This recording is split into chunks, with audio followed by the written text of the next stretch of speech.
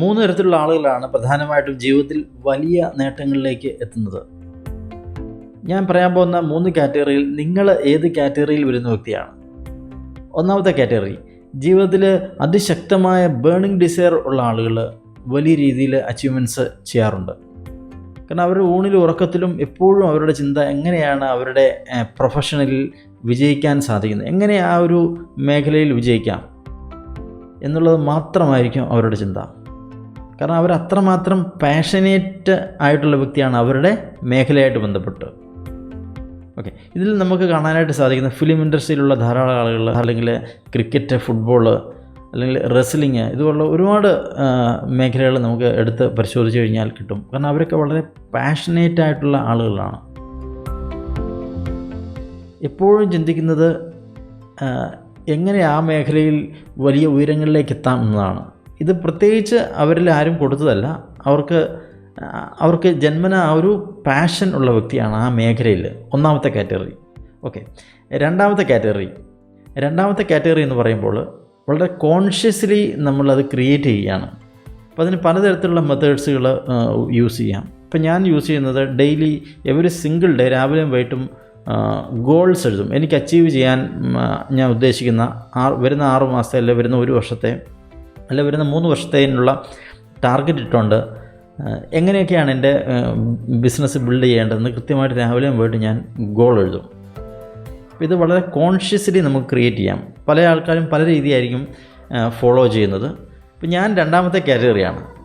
എനിക്കൊരു ശക്തമായ ഒരു ബേണിംഗ് ഡിസയർ ഇല്ലായിരുന്നു. പക്ഷെ അത് ബോധപൂർവ്വം ഞാൻ ക്രിയേറ്റ് ചെയ്യുകയാണ്. ബോധപൂർവ്വം ക്രിയേറ്റ് ചെയ്യുമ്പോൾ എന്ത് സംഭവിക്കും? അത് കുറച്ച് കഴിയുമ്പം നമ്മളുടെ മനസ്സിൻ്റെ ഒരു ഹാബിറ്റായിട്ട് മാറും. സ്ഥിരമായിട്ടൊരു കാര്യം ചെയ്തുകൊണ്ടിരിക്കുമ്പോൾ അത് ഓട്ടോമാറ്റിക്കലി മനസ്സിലേക്ക് വരികയും അത് സബ് കോൺഷ്യസ് മൈൻഡ് റിസീവ് ചെയ്യുകയും അതൊരു ഹാബിറ്റായി മാറുകയും ചെയ്യും. സോ അങ്ങനെ നമുക്ക് നമ്മളുടെ ഗോൾസുകൾ അച്ചീവ് ചെയ്യാനായിട്ട് സാധിക്കും. ഇനി മൂന്നാമത്തെ കാറ്റഗറി, നിങ്ങളുടെ അസോസിയേഷൻ വിജയിച്ച ആളുകളുമായിട്ട് ബന്ധപ്പെട്ടിട്ടാണെങ്കിൽ തീർച്ചയായിട്ടും നിങ്ങൾക്ക് അച്ചീവ് ചെയ്യാനായിട്ട് സാധിക്കും. നിത്യേന എവറി സിംഗിൾ ഡേ നിങ്ങൾ വിജയിച്ച ആളുകളുമായിട്ട് നിങ്ങൾക്ക് അസോസിയേറ്റ് ചെയ്യാനായിട്ട് സാധിക്കുന്നുണ്ടെങ്കിൽ, പ്രത്യേകിച്ച് നിങ്ങൾ ഫോക്കസ് ചെയ്യുന്ന മേഖല, നിങ്ങൾ വിജയിക്കാൻ ഉദ്ദേശിക്കുന്ന മേഖലയായിട്ട് ബന്ധപ്പെട്ടുള്ള അസോസിയേഷനാണ് നിങ്ങൾക്ക് കിട്ടുന്നതെങ്കിൽ തീർച്ചയായിട്ടും നിങ്ങൾക്ക് അതൊരു ഡ്രൈവിംഗ് ഫോഴ്സാണ്. കാലക്രമേണ നിങ്ങൾ ആ ഒരു ട്രാക്കിലേക്ക് വരും. നിങ്ങൾക്കും ആ ഒരു ഗോൾ അച്ചീവ് ചെയ്യാനായിട്ട് സാധിക്കും.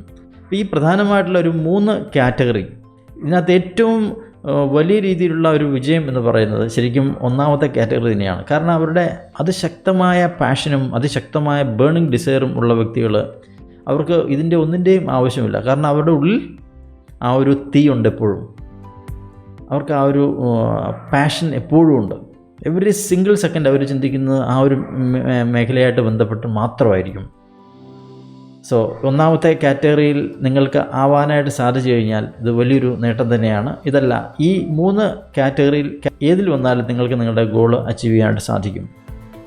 ഓക്കെ, ഈ ഒരു ചാനൽ നിങ്ങൾ സബ്സ്ക്രൈബ് ചെയ്തിട്ടുണ്ടെങ്കിൽ സബ്സ്ക്രൈബ് ചെയ്യുക. ബെല്ലൈക്കൺ പ്രസ് ചെയ്യുകയാണെങ്കിൽ ഞാൻ ഓൺ എ ഡെയിലി ബേസിസിൽ അപ്ലോഡ് ചെയ്യുന്ന എല്ലാ വീഡിയോസും നിങ്ങൾക്ക് ലഭിക്കുന്നതായിരിക്കും.